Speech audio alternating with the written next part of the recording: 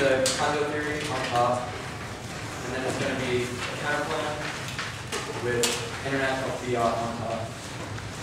And then it'll be on the line, then it'll be Russia. Counterplan Russia with theory on top. Is that counterplan with theory on top and Russia? Okay, did everyone get that? Okay, yeah, it's going to be theory, condo, good on top. Then it's going to be the counterplan with the theory first on that, then line by line. Then it's going to be the Russia dissent. Counterplan theory on top of the dissent. Yep. Theory.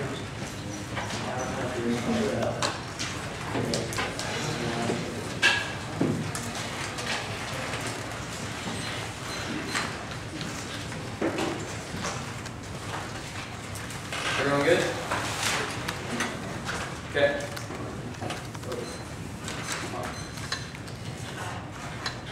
First off, condo, one no strategy, counterplans require time investment, arguments spill over to other issues, even the counterplan is gone, and time skews are inevitable, and two counterplans are unique, and most are less complex, and major dissents or critiques are susceptible to multiple attacks, and the one is already an index to the Sems score, and 3 dozen reduced depth of education teams inevitably go for arguments with little coverage justifies only running dissents and throwaway arguments are inevitable, and 4 logical decision making, not having the option of the status quo would constitute an extreme departure from the natural decision making, and 5 critical thinking enforces argument not on the light and understanding argument interactions, and 6 multiple terms makes the alpha moving target create strategy and not reciprocal to one of our counterpoints. And then onto the counterpoint.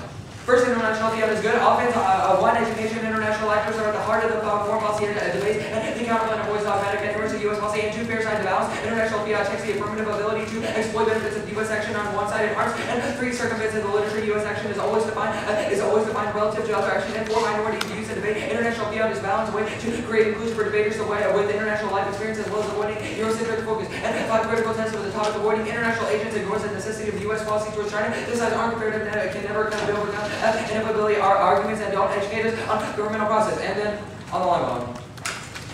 First on the term debate, the risk of the 2 net benefits is going to check back any term solvency. The first plan links back to the skipper, which means that the risk of the Korean conflict is going to check back any justification to continue the plan. And the plan links back to the Russian aerospace dissent. Extending the Russian leadership in aerospace industry is critical to prevent economic decline, and this is also going to turn their U.S. leadership, but I'll get to that in a minute. And then next on the line by line, their answers to their actual answers on the counterplan are absolutely atrocious. They say Russia is incompetent when it comes to the asteroids, but their evidence does not even mention asteroids at all.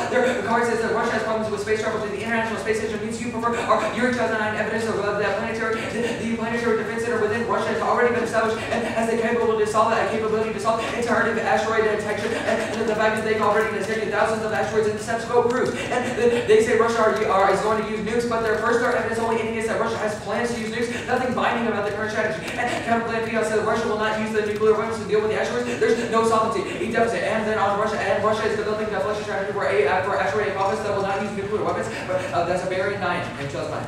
Russia talks space research on both and mission of deflecting profit. This center plan is that would involve no nuclear explosions whatsoever by NASA. The Space Agency and the European Space Agency marks today. And because of this, it also proves that Russia is always going to be able to solve a POVIS on their own, which means that not only are we going to be able to solve future asteroids, but now Russia is going to be able to solve the status quo better than the plan will, because the plan only calls for detection. And therefore, there's no real solvency deficit. And finally, they say U.S. leadership is key, but the evidence indicates that the U.S. must be the country to deflect the asteroid, but their plan only mandates that the U.S. will develop the detection capability. No evidence indicates that the U.S. will be the sole country to act. Don't grant them solvency to the U.S. leadership. And then on to Russia.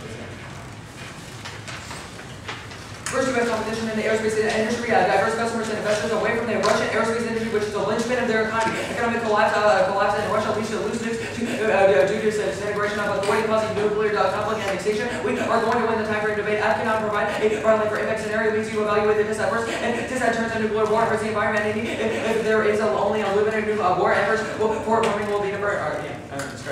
And then on the uniqueness of it. Extend the Route 621 evidence that the Russian aerospace dominates the industries. There are no other competitors. United Air Corporation is strong now, set to double the production. Russia of the CIS military news wire in June 2020.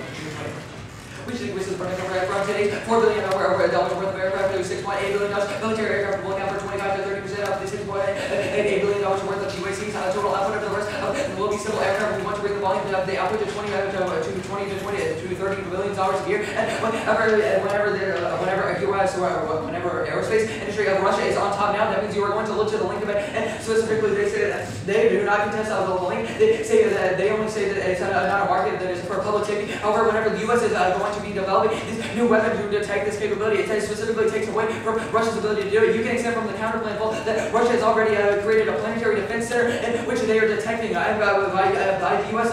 Creating the satellite, which is going to take the need for that center in Russia away, which means that international investors that invest into this center in Russia are going to be drawn out. This is going to be critical to Russia's economy because it's going to, there's going to be a drain and they're not going to get any kind of investment in the economy. And then, and because of they say competition good, but Russian aerospace industry has impeded the economy. Trump's oil supply because of why the Russian airline industry has not yet recovered from the collapse of the Soviet Union. Owners are still the Russian aerospace manufacturing sector. Watching aware and is recovering the ability to export oil is very lucrative at the moment. And therefore, whenever the economic collapse happens, it's going to lead to loose nicks. This avoids their manaball because loose nicks are a different scenario in which it is not a great power war, rather it is a nuclear war caused by many different scenarios. You're going to look at this first because it is most likely in the setup.